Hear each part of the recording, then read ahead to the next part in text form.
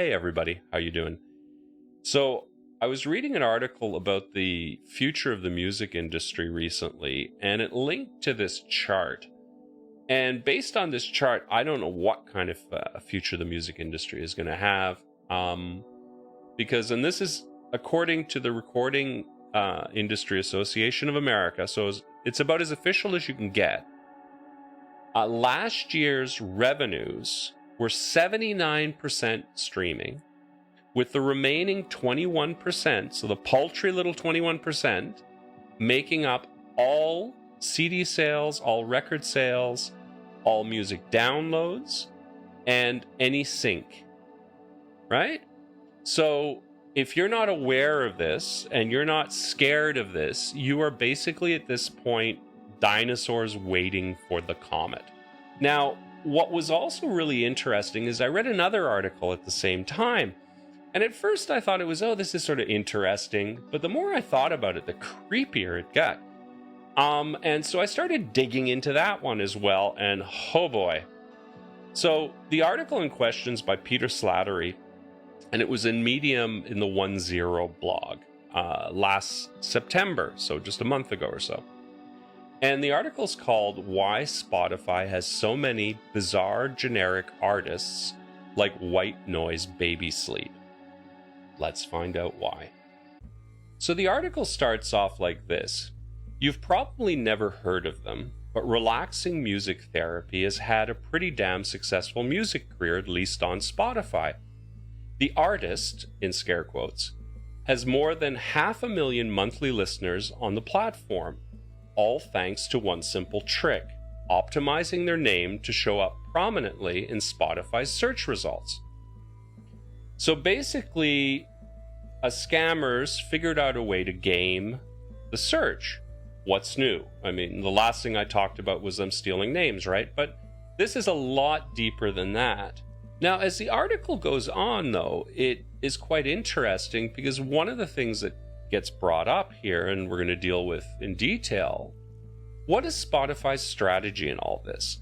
In a previous episode, if you'll remember, we were talking about fake ID on Spotify, and now we hear all these stories about shenanigans going on in terms of search.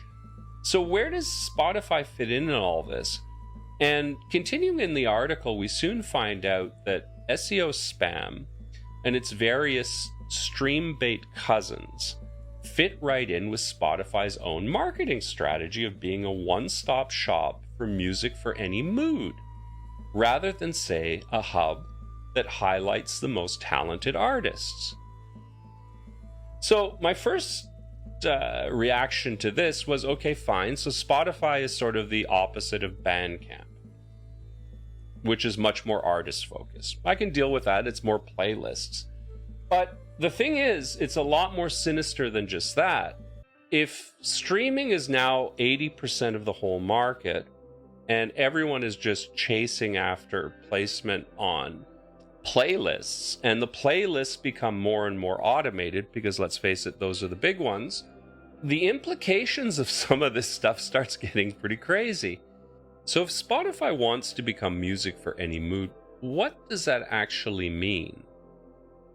Digging deeper, I came across this article, which is about monetizing our mood one song at a time. Now, it's a very, very good piece by Liz Pelly that appeared in the Baffler in June of 2019 called Big Mood Machine. So let's dive right in. In Spotify's world, listening data has become the oil that fuels a monetizable metrics machine, pumping the numbers that lure advertisers to the platform. In a data-driven listening environment, the community is no longer music, the community is listening. So how this sounds to me is that Spotify plans to place itself between the musician and the listener and basically flip the relationship, whereby it used to be that a musician would write something, it would strike a chord, and the listener would be emotionally attracted to it. What Spotify is suggesting as an alternative is that the listener is now at the center, and the role of music is to enhance mood. Over the long term, I'm wondering how this is going to work, because all that I see is pitfalls. And if you're wondering about this sort of insipid music that's been going on the whole time, I did a little experiment when I was putting this video together. YouTube offers licensed sort of generic music that you can download and use in videos. And then you won't have any problems with YouTube, obviously. I went in, and you can, in fact, choose music by mood and by genre. So I chose ambient calm, I think. And you can judge whether or not it is. So jumping back into the story, let's continue. What Spotify calls streaming intelligence should be understood as surveillance of its users to fuel its own growth and ability to sell mood and moment data to brands. This is central to what's going on. Now, it's not some nefarious plot. Instead, it's the standard story, I think, of a corporation trying to boost its profits by doing what Facebook does, what Google does, what all social media companies do, which is mine your personal data and then sell it to advertisers. Liz Pelly continues by saying, and yet we should admit that it's good for business for Spotify to manipulate people's emotions on the platform towards feelings of chillness, contentment, and happiness. This has immense consequences for music, of course. But what does it mean for news and politics and culture at large? This is a really good question, especially in light of Spotify's recent deal with Joe Rogan and their real big push into podcasting. Now, in another article by Liz Pelly, this one from way back in 2017, she's obviously been on this story for a long time, called The Problem with Muzak, which is also on the Baffler. Continuing with the article, she says, Spotify loves chill playlists. They're the purest distillation of its ambition to turn all music into emotional wallpaper. And this is really funny because I've been working on this video for a while now, and I've thrown out 2 versions of it for various reasons, one of which I just couldn't handle it and kept going on crazy rants. And one of the rants I went on when I was just so angry was comparing musicians under this new regime that's being dreamed up for us as mood lighting, and we were all just little LED lights blinking in the background. So it's good to see that I'm not the only one who had these kind of negative reactions to all this. Note how the generically designed, nearly stock photo images attached to these playlists rely on the selfsame clickbaity tactics of content farms, famous for attacking a reader's basest human moods and instincts. And this is the other thing about this stuff, is not only is it playing on like lowest common denominators, I think it's destroying the ability that music has to communicate, which is the biggest power of music. And maybe that's why they fear it so much, and they're trying to basically neutralize it, turn it into wallpaper. And just so that you know the kind of future that Spotify is planning for us as we become basically wallpaper designers. There was a recent article on complex.com where they covered Daniel Ek, who's the CEO and founder of Spotify. We are all listener engagement machines, according to Mr. Ek. You can't record once every 3 or 4 years and think that it's going to be enough. Now, outside of Pink Floyd, I do not, or Fleetwood Mac maybe, I don't know of anyone who has the luxury of spending 3 or 4 years working on an album or between albums. Continuing, X said, the artists today realize that it's about creating a continuous engagement with their fans. It is about putting the work in, about the storytelling around the album, and about keeping a continuous dialogue with your fans. I wonder how in touch with reality any of this is. And I wasn't the only one. Now, of course, in this day and age, the reaction to this when it came out in July on Twitter was not particularly favorable.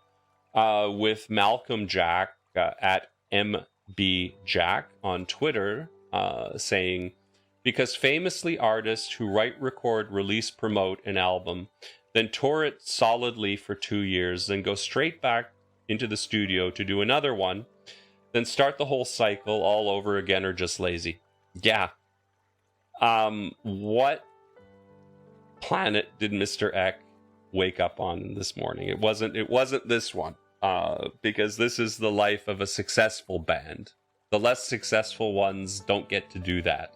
Continuing on, Zola Jesus, another Twitter user and musician with a pretty big following, added, "It is extremely clear that Spotify's billionaire Daniel Ek has never made music, or art of any kind for that matter. He refuses to understand there's a difference between commodities and art. The potential for cultural growth will suffer because of it." Yeah, exactly. There will be no cultural growth. We are moving towards a year zero situation, right? There was no past, there is no future. Every day is the same. Enjoy your wallpaper music. So continuing on with the article, George Howard, who is an associate professor at Berkeley, brings up another good point when he says Spotify is managed through a whole series of UX, and that's user experience decisions, to make the vast majority of their listeners decouple the creation of the music from the product of that creation. And that's to say that they are decoupling, so separating the artist from the fan. That's what they're attempting to do, right? And replace that emotional relationship with one where, based on your mood, you can dial up a different color of wallpaper that fits your current mood. You don't know the artists, you don't know the name of the songs, and it all just sort of flows along in some blob. So I think the big question becomes, are we dinosaurs waiting for the comet? What can we do to survive this extinction level event that's likely on the horizon? And on that happy note, thank you for watching. I hope to see you again. Feel free, if you have any ideas, to reach out and talk to me on Twitter at _Martin Hawley. I try to check in regularly. And please support me if you like what I'm doing, and subscribe down below, donate down below. And all of the links to the articles that I mentioned here will also be available. And I would suggest anyone who's really interested in this to read through them, because I couldn't get into the detail that I would have liked to. The video would have been hours long.